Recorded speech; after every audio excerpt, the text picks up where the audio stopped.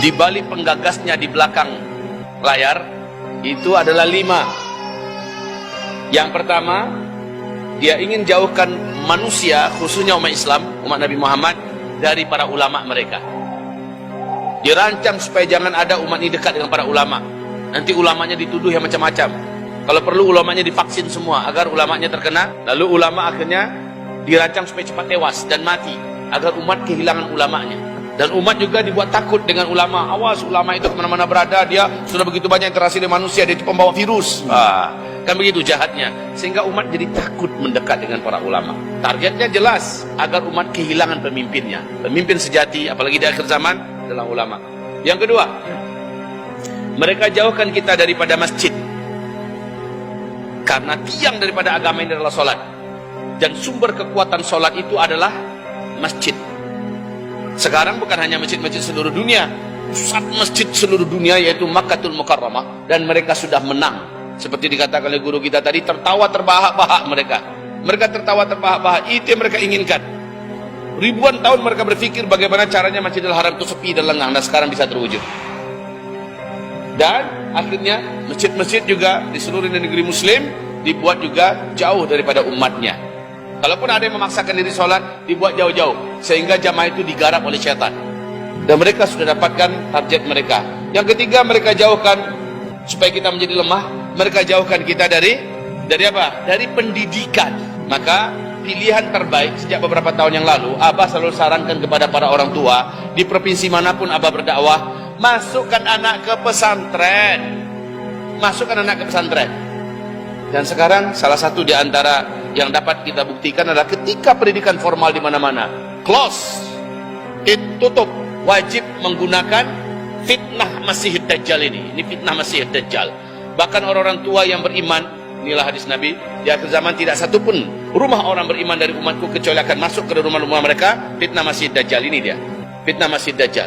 Di dalamnya diselipkan fitnah Dajjal, gambar-gambar yang jahat, acara-acara yang jahat, program-program yang merusak otak, dan di dalamnya ada hipnotis, ada sihir. Semua anak, semua orang tua dipaksa untuk bersama dengan benda ini.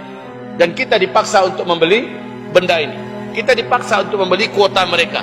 Kita dipaksa bersama dengan mereka. Sudahlah radiasinya berbahaya, kita juga dipaksa untuk membersamai mereka. Ini yang disebut dengan mutannah di akhir zaman. Itu yang ketiga, jauhkan mereka dari pendidikan Islam. Alhamdulillah sampai saat ini kita masih mampu eksis. Maka beruntunglah orang tua yang anaknya ada di pesantren. Beruntunglah orang tua yang anaknya masih di pesantren.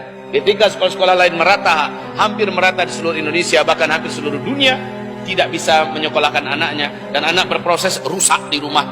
Karena mereka, kemarin ini Profesor Dr. Din Samsudin, hafizahullah, beliau mengatakan, bila ini berlangsung agak lama saja, tambahlah 4, 5 bulan, 6 bulan lagi, apalagi sampai 1 tahun, kita akan kehilangan satu generasi. Generasi akan kehilangan identitasnya, generasi akan kehilangan elektabilitasnya, generasi akan kehilangan kredibilitasnya, generasi akan kehilangan kualitasnya, generasi akan kehilangan vitalitasnya, dan akan menjadi generasi yang sudah tercekoki oleh hipnotis, sihir, fitnah Masih Dajjal ini.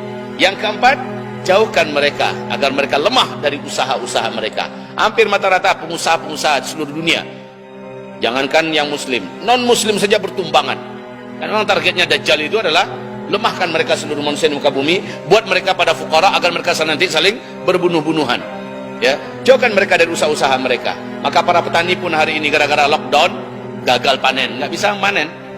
Gara-gara lockdown peternakan banyak ternaknya mati. Ya, banyak hal yang sangat mengerikan, di mana perebutan makanan di muka bumi yang menyebabkan tetangga akan rela membunuh tetangganya hanya demi sepotong roti. Dan sekarang ratapan negara-negara besar, 12 negara penghasil biji-bijian di dunia sudah tidak mampu lagi mengekspor biji-bijian mereka karena mereka sedang mencoba membuat ketahanan pangan buat negara mereka sendiri. Disebabkan karena Covid ini, disebabkan karena banyaknya bencana-bencana. Tapi ingat, kita beriman dengan firman Allah, wa makaru wa makarallah wallahu khairul makirin. Terakhir, jauhkan mereka dari saudara-saudara seiman mereka.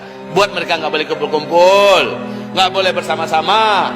Buat mereka berjauh-jauhan, jaga jarak, cukup dengan komunikasi pakai ini saja. Allah, Syekh Abdul Majid Az-Zindani rahimahullah wa hafizahullah, beliau mengatakan zawahiru dha'fil iman, yang akan melemahkan iman itu bila umat jauh dari ulamanya, bila umat jauh daripada masjidnya, bila umat jauh daripada majelis-majelis ilmunya, itu pondok pesantren, bila umat jauh daripada usahanya yang halal, bila umat jauh daripada komunitas ikhwannya yang seiman, mereka akan menjadi lemah, dan itu berhasil dilumpuhkan oleh fitnah Masih Dajjal di akhir ini. Jadi sekali nembak sekian banyak yang berhasil dilumpuhkannya. Tapi ingat, pesan Nabi, senjata kamu di akhir zaman adalah sabar dan yakin. Sabar itu artinya apa? Bertahan. Jangan mau terbawa genderang musuh, lalu kita menari di balik genderang musuh. Kita harus bertahan. Kemudian bersabarlah kita, jangan jauh dari kawan-kawan kita, jangan jauh dari ikhwan-ikhwan kita, jangan jauh dari saudara seiman kita, dan jangan tinggalkan usaha kita.